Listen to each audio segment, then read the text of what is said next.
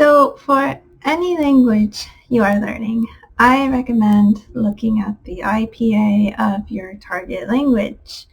Go through each sound and make note of which ones are difficult for you. For Standard American and British English, there are about 44 sounds or phonemes in each accent. Most of these sounds you already know. For example, t, sh. There are usually only about 7 to 12 sounds that give students trouble, such as the R, the short I, and short A, and so on. Also, at this point for step 1, I like to recommend recording yourself to create a benchmark so that you can later see how you've improved.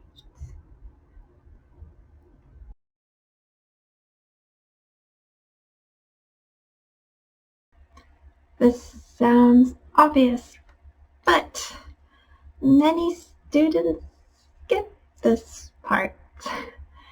It can be difficult to find simple explanations of how to create a sound. I hope my explanations are clear, and if they are not, please tell me. I can always explain it in different ways. This is what I normally do during a lesson anyway.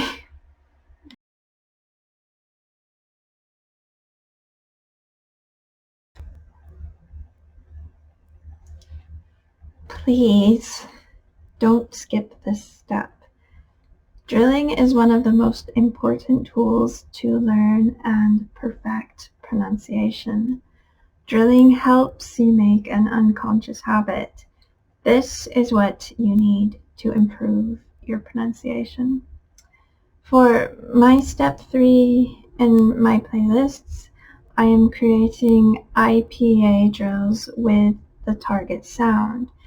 They're probably very boring, but it will give you simple and quick practice with the target sound, and it will help teach you the IPA.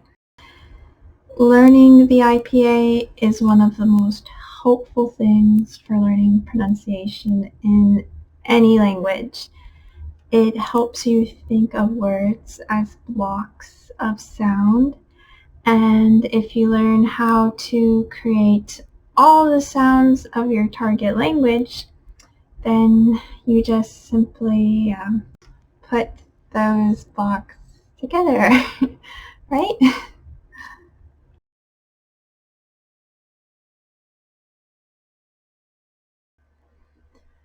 So 2 things are important in this step. One is you can hopefully immediately notice if you have a habit of mispronouncing a word. If any word is particularly tricky, I recommend you immediately write it down. It's a good idea to have a notebook and have, for example, a short I section of words to work on. You can review the words on forvo.com, maybe make some flashcards with audio on memrise.com. The second important thing in step 4 is in my videos you will see the IPA of the words. This will help you see the word stress, which sometimes we miss when we're just listening.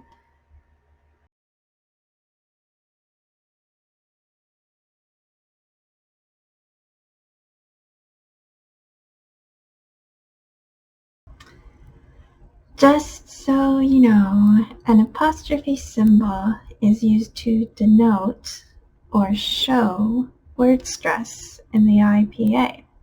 So, for example, thankful,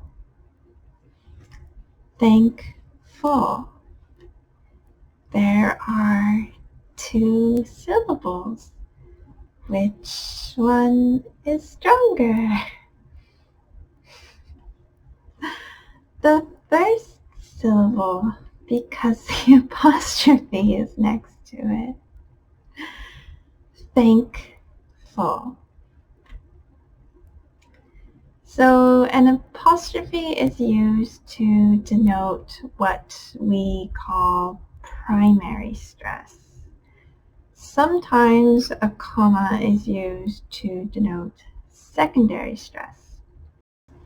So we could write thankful like this.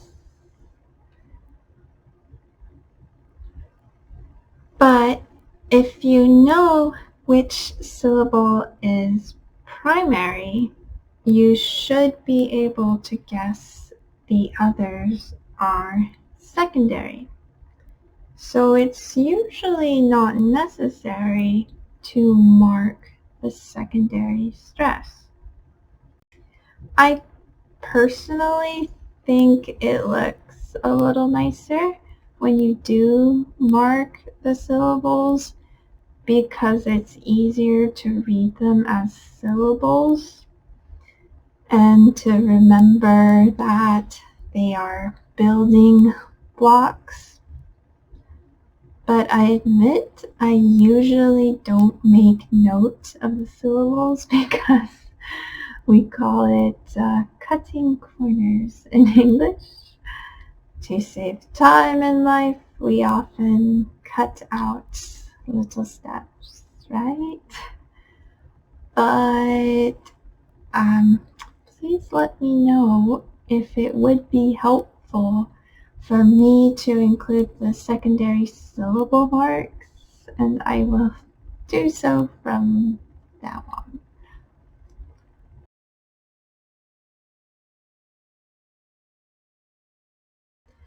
It's important to learn these high-frequency words because the most common 200 words and phrases in a language are about 50% of the words people use for normal, everyday conversation.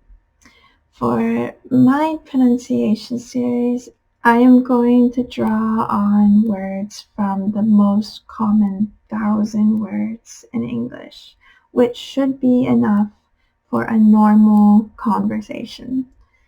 There will also be some advanced words thrown in, just for fun or variation. For some sounds, like for example the unvoiced TH sound, there aren't that many unvoiced TH sounds in the 1,000 most common words in English, just about 24. So this is very good news for you. It means you can memorize just a short list of words and feel confident in your unvoiced TH sound. It also means that for my practice sentences, I will use more advanced words simply for variety. Speaking of which,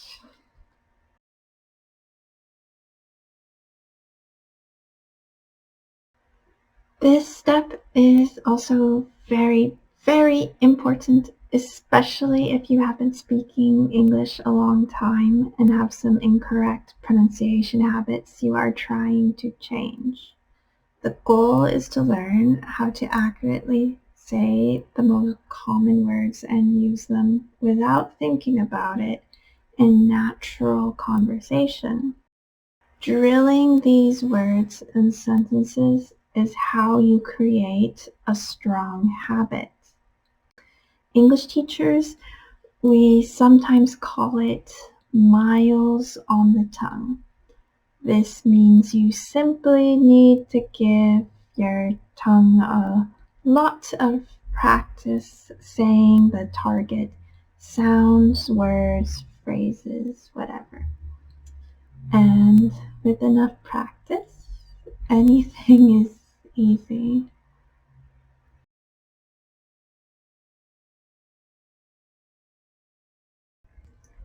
This should be pretty obvious. Reading paragraphs composed of sentences that heavily use your target sound is just good practice. Fingers crossed.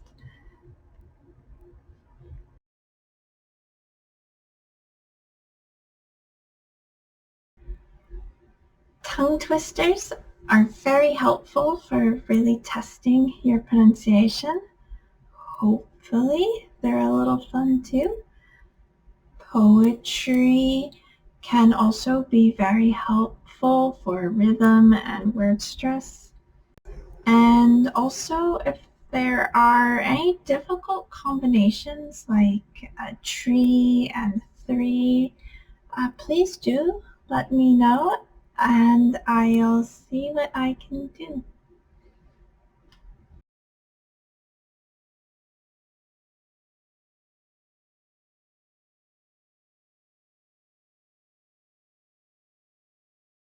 So you've been practicing a few times a day for a week or 2 or 3. So try listening to yourself again. Record yourself and compare it to your original recording. Maybe post that recording to the subreddit Judge My Accent and ask if you've been working on the short I, for example, could you please tell me how my short I is in this recording? Telling me, of course, if you've improved and what steps or videos helped or didn't help. I would really appreciate that. I'm a student too, and I really want to learn how to most effectively teach pronunciation.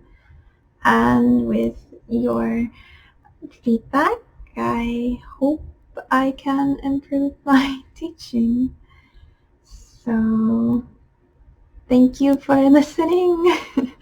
Good luck in your studies, and please don't hesitate to ask if you have any questions or if you have any suggestions.